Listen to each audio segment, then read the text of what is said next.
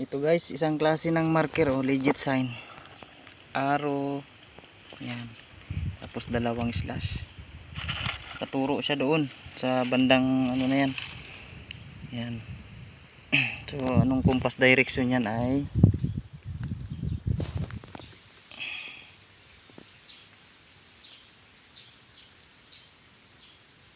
north south. Mga katiits. Doon ang north sa una na yun. Dito naman ang south pabalik. Yan, napakaganda oh. Arrowhead talaga. Tapos may dalawang isla. So dalawang metro papunta doon sa unahan. Tapos sa kabila niya may sign ng box. Yan. Box. So, pwede rin ito guys na vice versa. Papunta sa unahan o kaya dito mismo pabalik. Na dalawang metro.